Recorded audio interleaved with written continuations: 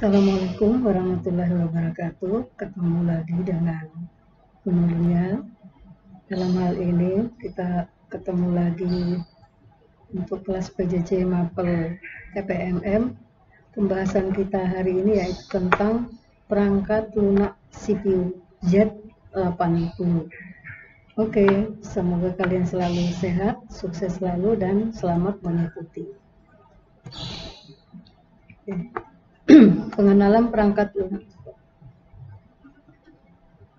Pengenalan perangkat lunak mikroprosesor Z80. Untuk pendahuluannya adalah bahwa untuk pemrograman mikroprosesor Z80 kita menggunakan bahasa rakitan dalam menyusun program untuk mengentry ke sistem. Nah, data yang diolah oleh CPU adalah bahasa mesin. Bahasa mesin yaitu adalah kode-kode biner. Nah, dalam pembuatan pemrograman terlebih dahulu harus mengikuti urutan-urutan antara lain, yaitu menganalisa masalah melalui algoritma. Jadi kalau sudah ada judul, ada permasalahan, kita susun algoritmanya. Setelah itu, kita menuliskan alur program atau dikenal dengan flowchart. Flowchart itu adalah simbol-simbol. Jadi untuk mempersingkat algoritma. Flowchart itu adalah untuk mempersingkat algoritma. Kemudian baru kita menuliskan listing program. Nah, untuk struktur instruksi dalam bahasa assembly, karena kita menggunakan bahasa assembly di sini atau bahasa rakitan, dalam struktur bahasa assembly dalam mikroprosesor itu dikenal dua komponen, ya, yaitu mnemonic. Dikenal dengan mnemonic. Mnemonic ini ada dua komponen, antara lain satu adalah output atau kode operasi. Output ini tidak bisa kita rubah karena ini sudah menjadi kode dari instruksi-instruksi yang ada di dalam yang digunakan oleh mikroprosesor. Contohnya LDA atau add A, B. Add A, B ini menjumlahkan isi register A dan register B. Ya.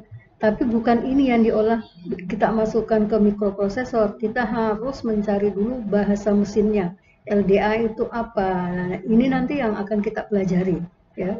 Kemudian untuk operand. Operand itu adalah data. Data itu boleh kita dirubah-rubah atau variabel. Ya.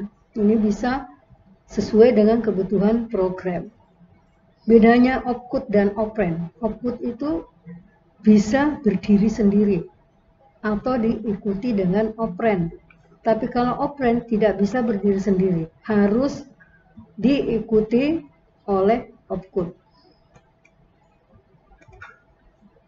Terus bahasa mesin itu sendiri adalah, ya, jadi baik output maupun operand itu adalah termasuk bahasa mesin yang merupakan bit-bit biner yang dikodekan dalam heksadesimal. Nah, kode heksadesimal inilah yang kita entrykan ke mesin, tapi yang diolah oleh mesin adalah ya bahasa mesin, bahasa kode-kode biner tadi.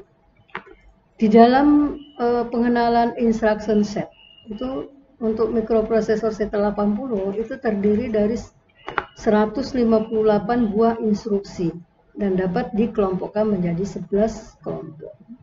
Nah, dalam pembahasan ini kita akan membahas dulu kelompok 1 adalah 8 bit dan 16 bit. Ini yang dimaksud kelompok 8 bit dan 16 bit adalah register. Kelompok 8 bit itu untuk data, sedangkan kelompok 16 itu adalah untuk address.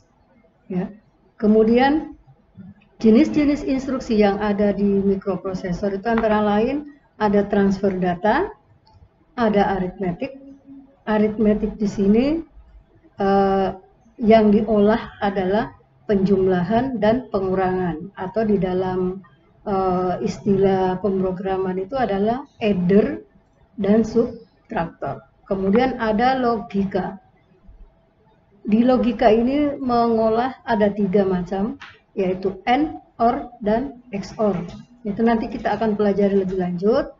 Kemudian ada input-output. Jadi kita bisa mengambil data dari luar, kemudian diolah oleh CPU, ataupun kita mengeluarkan data. Misalnya saja program pengendali lift.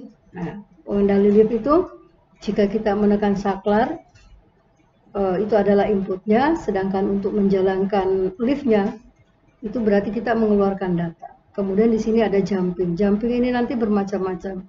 Secara garis besarnya jumping itu ada jumping absolut dan jumping relatif. Itu nanti kita akan bahas kalau sudah masuk ke program.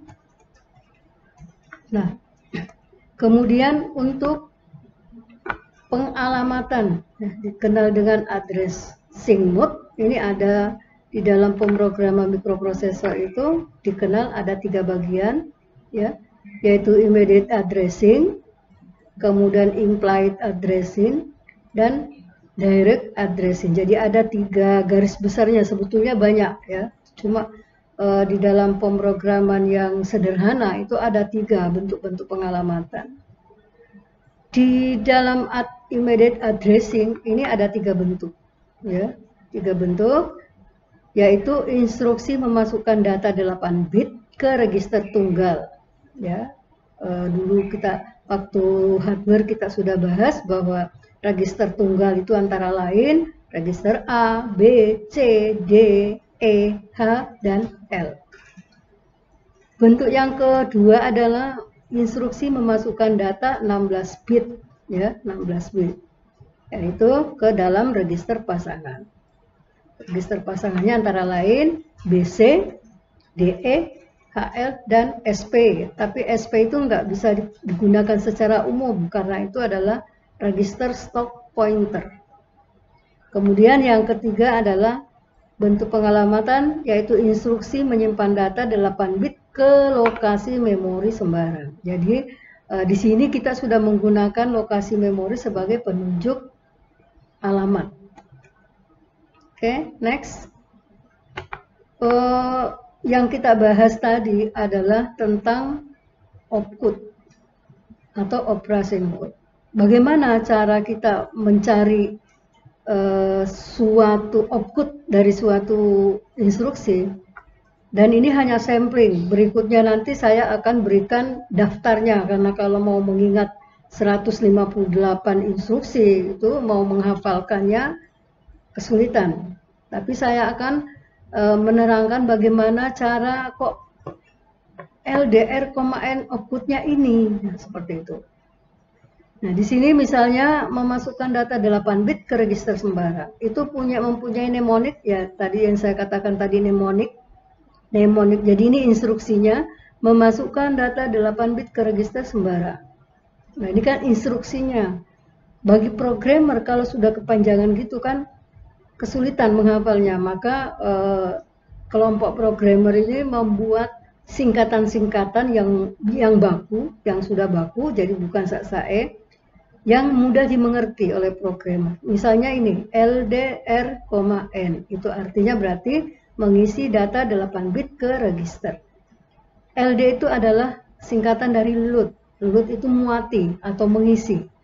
R-nya ini adalah register, sedangkan N-nya adalah operand atau data. Satu contoh begini. Memasukkan data 8 bit ke register sembarang, ya. LDA, N. Kita contohkan. Misalnya kita akan mengisi register salah satu register, ya. Nah, di sini ada format registernya. Di dalam format register ini sudah ketentuan bahwa ini adalah 8 bit atau 1 byte. 1 byte itu terdiri dari 8 bit atau 1 word atau 1 kata, ya. Nah, untuk misalnya kita ingin mengisi register A dengan data 8 bit, maka yang R ini, ya, kode R ini kita akan ganti memasukkan 111, ya. Paham ya? Nah, kemudian setelah itu, setelah itu ini kita masukkan, misalnya ini, dari tabel format register kita akan mengisi register A dengan data 2A. Ya, maka yang kode register tadi kita masukkan ke format register, kode register A tadi adalah 111. Setelah itu, baru kita bagi sesuai dengan dulu semester Gasal kita sudah pernah mempelajari konversi bilangan biner ke heksa ya. Ini kita bagi bagi dua ya. Satu bait ini kita bagi dua, kemudian kita konversi. Nah, ini berapa bobotnya? Oh, ini bobotnya 2, ini bobotnya 1. Berarti 2 tambah 1, 3. Ini bobotnya berapa? 8. Ini 4, ini 2. 8 tambah 4 tambah 2, karena bilangan heksa itu hanya ada 0 sampai 9. Sehingga untuk mengatakan A itu adalah 10 itu A. Ya, dan seterusnya. Ini sudah kita pelajari dulu. Ini sudah kita pelajari. Nah, sehingga ditemukan bahwa LDA, 2A itu outputnya adalah 3E. Ya, kemudian datanya 2A. Nah, di sini saya sudah buatkan tabelnya bahwa LDA, N itu adalah 3E, LDB mnemoniknya itu adalah outputnya 06 dan seterusnya. Ya. Nah, sekarang untuk mengisi pasangan register. Ya, pasangan register sama saja, tapi pasangan register itu datanya nanti adalah 16 bit. Nah, di sini ada N2, N1. Kenapa? Di dalam sistem digital itu dikenal dengan LOB atau low order bit dan HOB, high order bit. Jadi bit yang terendah dulu yang dientrykan ya. Bit yang terendah dulu dientrykan ke memori, karena memori di sini yang digunakan adalah memori sementara, sehingga kalau ada memori yang baru maka memori yang lama akan tergeser. Ini samanya, misalnya saya ingin mencari output daripada LDBC atau LDHL. LDHL, ini LDHL dengan data 1826. Maka HL-nya ini kita masukkan 10. Ya. Ini datanya. Ini jadi yang kita masukkan dulu 26 baru 18. Kalau ada pertanyaan silahkan nanti kalian ajukan pertanyaan di ruang diskusi, karena ini memang membutuhkan membutuhkan logika. Ya, mudah-mudahan dengan saya memberikan video tutorial seperti ini kalian bisa memahami. Kemudian ini ada tugas kalian di rumah ya. Dicatat ya, bahwa tugas kalian di rumah adalah membuktikan output dari instruksi di bawah ini. Tabelnya sudah saya berikan tadi, cuma di sini nanti akan membuktikan. Ya, jadi ini R-nya diganti dengan kode register. Gimana? Bisa ya? Silakan mengerjakan dan akan mengirim jawabannya di kotak e-learning yang sudah disediakan. Semoga sukses. Terima kasih.